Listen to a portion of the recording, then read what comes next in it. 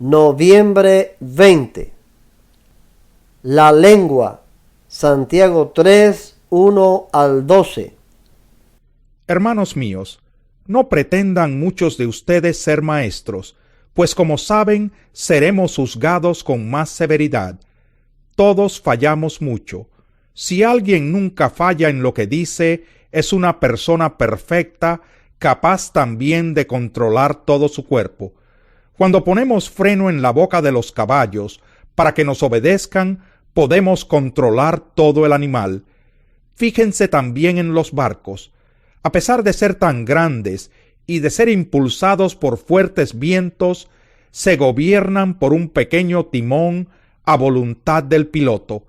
Así también la lengua es un miembro muy pequeño del cuerpo, pero hace alarde de grandes hazañas. Imagínense qué gran bosque se incendia con tan pequeña chispa. También la lengua es un fuego, un mundo de maldad. Siendo uno de nuestros órganos, contamina todo el cuerpo, y encendida por el infierno, prende a su vez fuego a todo el curso de la vida.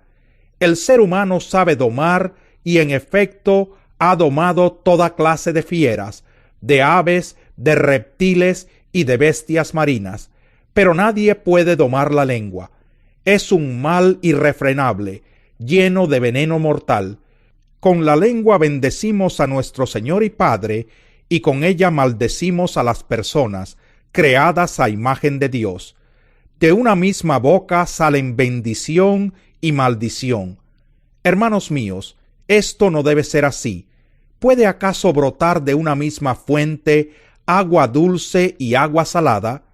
Hermanos míos, ¿acaso puede dar aceitunas una higuera o higos una vid? Pues tampoco una fuente de agua salada puede dar agua dulce. La sabiduría de lo alto. Santiago 3, 13 al 18.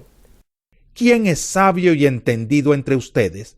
Que lo demuestre con su buena conducta, mediante obras hechas con la humildad que le da su sabiduría.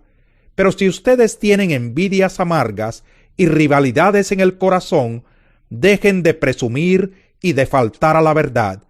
Esa no es la sabiduría que desciende del cielo, sino que es terrenal, puramente humana y diabólica. Porque donde hay envidias y rivalidades, también hay confusión y toda clase de acciones malvadas. En cambio, la sabiduría que desciende del cielo es ante todo pura y además pacífica, bondadosa, dócil, llena de compasión y de buenos frutos, imparcial y sincera. En fin, el fruto de la justicia se siembra en paz para los que hacen la paz. La amistad con el mundo. Santiago 4, 1 al 10.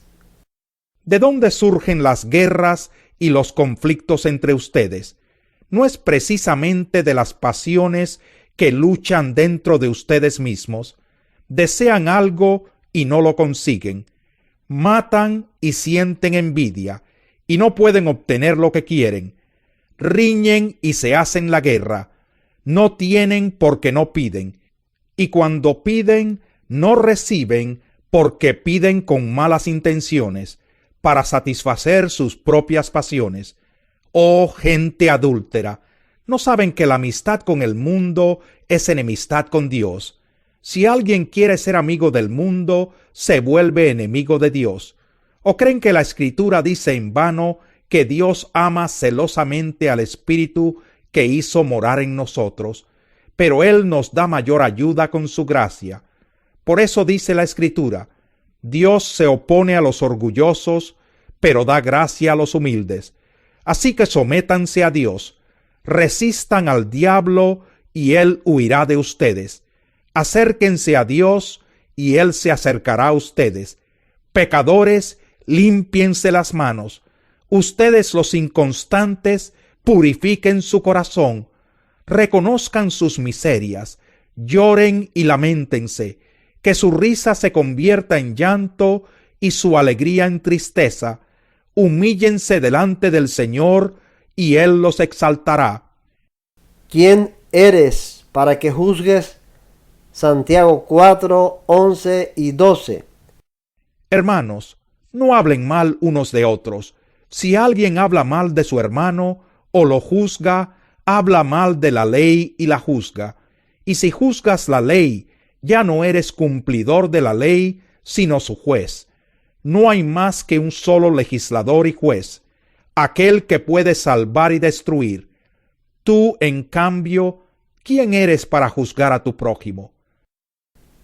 No os gloriéis del día de mañana. Santiago 4, 13 al 17. Ahora escuchen esto. Ustedes que dicen, hoy o mañana iremos a tal o cual ciudad, pasaremos allí un año, haremos negocios y ganaremos dinero. Y eso que ni siquiera saben qué sucederá mañana. ¿Qué es su vida? Ustedes son como la niebla que aparece por un momento y luego se desvanece. Más bien, debieran decir, si el Señor quiere, viviremos y haremos esto o aquello, pero ahora se jactan en sus fanfarronerías. Toda esta jactancia es mala. Así que comete pecado todo el que sabe hacer el bien y no lo hace. Contra los ricos opresores. Santiago 5, 1 al 6. Ahora escuchen ustedes los ricos, lloren a gritos por las calamidades que se les vienen encima. Se ha podrido su riqueza y sus ropas están comidas por la polilla. Se han oxidado su oro y su plata. Ese óxido dará testimonio contra ustedes y consumirá como fuego sus cuerpos. Han amontonado riquezas, y eso que estamos en los últimos tiempos. Oigan cómo clama contra ustedes el salario no pagado a los obreros que les trabajaron sus campos. El clamor de esos trabajadores ha llegado a oídos del Señor Todopoderoso. Ustedes han llevado en este mundo una vida de lujo y de placer desenfrenado. Lo que han hecho es engordar para el día de la matanza. Han condenado y matado al justo sin que él les ofreciera resistencia. Sed pacientes y orad. Santiago 5, 7 al 20. Por tanto, hermanos, tengan paciencia hasta la venida del Señor. Miren cómo espera el agricultor a que la tierra dé su precioso fruto y con qué paciencia aguarda las temporadas de lluvia. Así también ustedes, manténganse firmes y aguarden con paciencia la venida del Señor que ya se acerca. No se quejen unos de otros, hermanos, para que no sean juzgados. El juez ya está a la puerta. Hermanos, tomen como ejemplo de sufrimiento y de paciencia a los profetas que hablaron en el nombre del Señor. En verdad consideramos dichosos a los que perseveraron. Ustedes han oído hablar de la perseverancia de Job y han visto lo que al final le dio el Señor. Es que el Señor es muy compasivo y misericordioso. Sobre todo, hermanos míos, no juren ni por el cielo, ni por la tierra, ni por ninguna otra cosa. Que su sí sea sí y su no, no, para que no sean condenados. ¿Está afligido alguno entre ustedes? Que ore. ¿Está alguno de buen ánimo? Que cante alabanzas. ¿Está enfermo alguno de ustedes? Haga llamar a los ancianos de la iglesia para que oren por él y lo unjan con aceite en el nombre del Señor. La oración de fe sanará al enfermo y el Señor lo levantará. Y si ha pecado, su pecado se le perdonará. Por eso, confiésense unos a otros sus pecados y oren unos por otros, para que sean sanados. La oración del justo es poderosa y eficaz. Elías era un hombre con debilidades como las nuestras.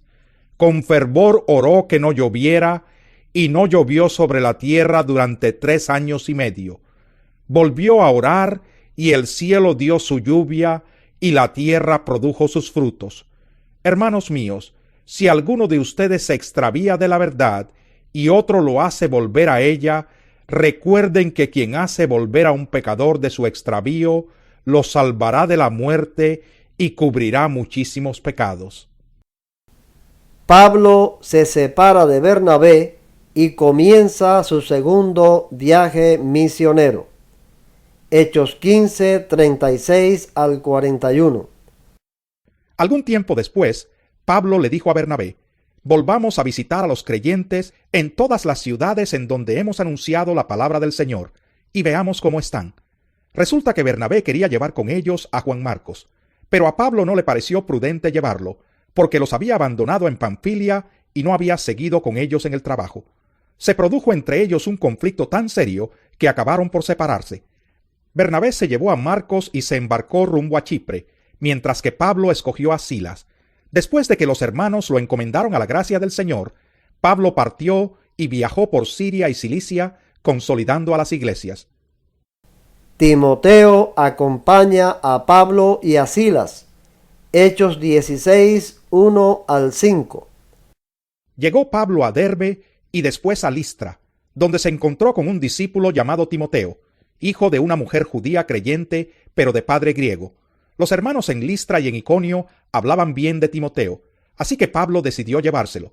Por causa de los judíos que vivían en aquella región, lo circuncidó, pues todos sabían que su padre era griego. Al pasar por las ciudades entregaban los acuerdos tomados por los apóstoles y los ancianos de Jerusalén, para que los pusieran en práctica, y así las iglesias se fortalecían en la fe y crecían en número día tras día. La visión del varón macedonio.